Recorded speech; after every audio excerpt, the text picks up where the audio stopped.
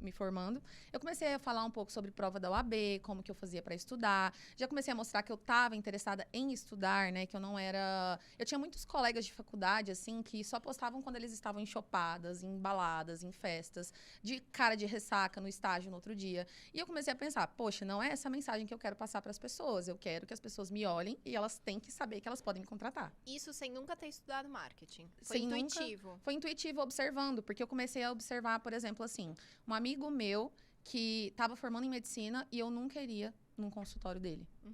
A partir do que ele postava na internet. Porque eu percebi que aquilo que ele postava não condizia com o profissional que eu gostaria de ser atendida. Nossa, isso é tipo genial, gente. É muito inteligente pensar isso.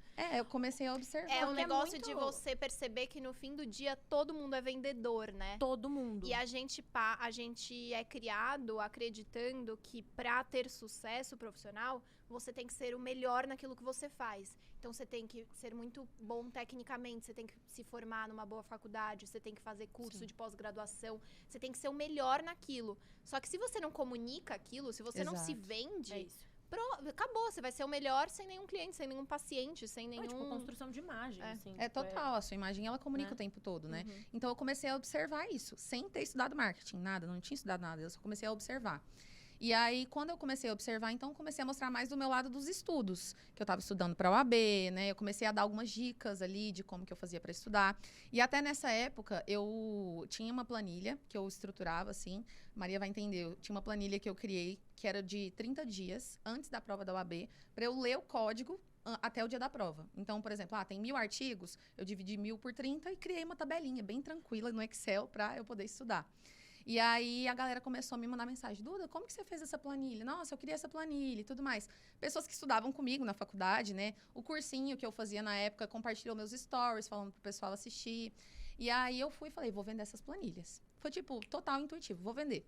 E aí, eram uns R$20, eu fazia. Eu vendia miçangas, Duda. Já fui nas começou planilhas. Empreendendo, vendendo planilhas. Eu vendia essas planilhas por R$20 e era tudo manual. Então, era assim, a pessoa precisava me mandar um e-mail falando qual era a planilha de qual matéria que ela queria. Aí, eu respondia pra ela com a minha conta. Ela tinha que me responder com comprovante. E eu tinha 48 horas pra mandar pra ela a planilha. Então, custava era tipo... R$20? R$20. Sim.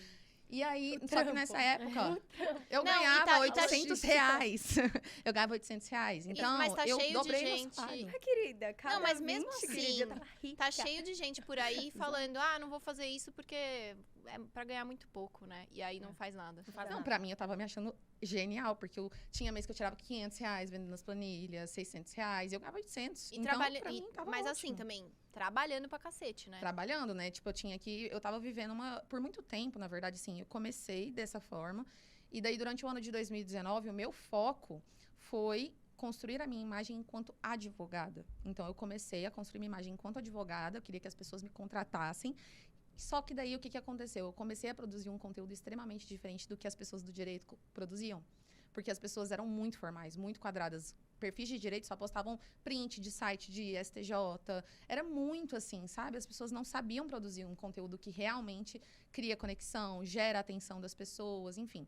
E eu comecei a construir esse tipo de conteúdo. E eu chamei a atenção do mercado, primeiro, dos advogados.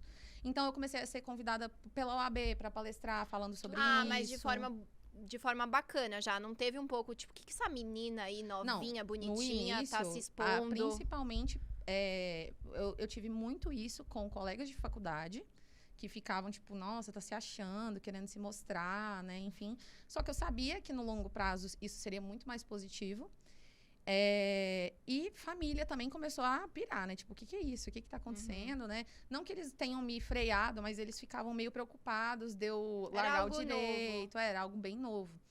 E o direito também tem uma questão que é o seguinte. Nós temos que respeitar um código de ética, né? E eu acho que é um mercado muito, assim, um querendo meio que derrubar o outro.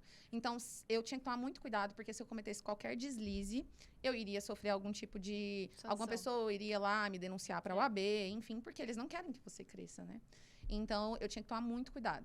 E aí, comecei a fazer isso. E com o passar do tempo, a OAB me chamou para palestrar, eu comecei a fazer esse tipo de trabalho. Eu estava conseguindo, assim, imagina, no primeiro ano de advocacia, eu já tinha uma carteira montada de clientes, pessoas que vinham pelo Instagram, e eu fui realmente mostrando a minha trajetória. Então, fiz minha primeira audiência, eu fiz lá um post mostrando a minha primeira audiência, e eu ia mostrando o meu dia a dia.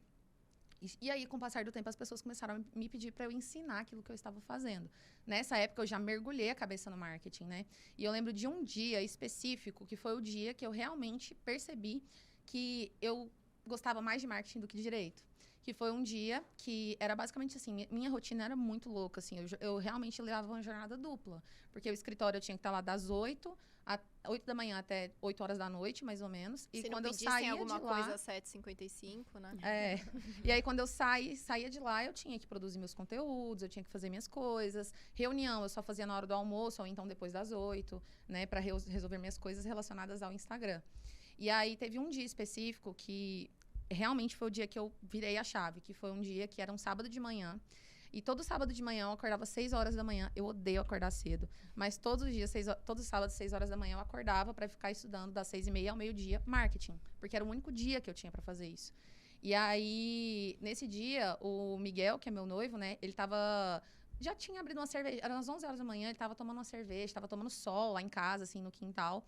E ele, amor, vem pra cá. Eu falei, meio-dia. Tipo, eu fiz assim pra ele, meio-dia, calma. E aí ele virou pra mim e falou assim... você nunca deixaria de estar lá comigo para estudar direito. Mas você deixa de estar lá comigo para estudar marketing. E eu não era um pesar para mim, eu gostava. Uhum. E aí eu falei, caraca, é verdade? Eu jamais deixaria de estar ali tomando um sol, Que aproveitando insight, o sábado para estudar direito. E aí eu comecei a fazer essa transição. Então, realmente foi uma transição. O ano de 2020 foi um ano que eu fui construindo, plantando essa sementinha. E no final do ano de 2020, 18 de dezembro de 2020, eu saí do escritório que eu trabalhava, pedi demissão, né? Saí do escritório e daí pra frente eu realmente assumi a postura de marqueteira, digamos assim, né? E daí eu comecei a realmente focar mais nos infoprodutos.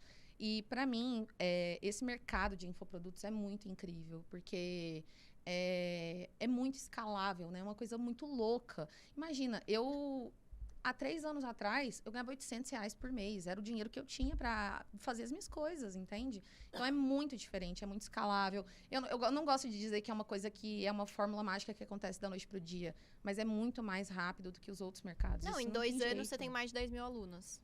Exato. É surreal. 2020 era a pandemia. Sim.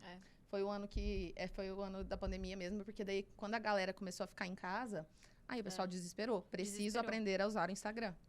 E aí foi quando eu realmente peguei essa onda e me dediquei realmente isso é muito importante, isso. né? Porque é o timing. Se É você o perde o timing, timing total. também, aí complica. Porque Perfeito. se você faz um trabalho bem feito, é ótimo, mas tem que fazer no timing certo também. As pessoas estão esperando, E agora assistindo vocês duas falarem sobre direito e tal, encontrei outra coisa em comum. Porque a Duda, ela sempre defendeu muito a importância do se vestir da forma que você quer comunicar, né? Um pouco do que a Má trabalha.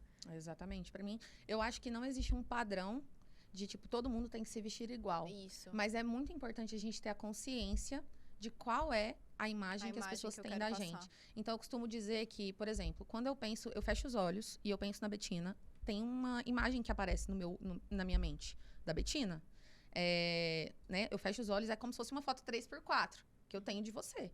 Qual é a sua foto 3x4? Qual é a imagem que as pessoas têm gravada de você na sua cabeça? Então, não é simplesmente você seguir um padrão, mas é você ter a consciência disso e você construir essa imagem de forma intencional.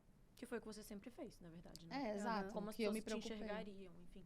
No direito, acho que a gente se preocupa muito com isso. Aliás, algumas pessoas não se preocupam tanto. Assim, meu namorado, ele faz direito também. E ele é super focado.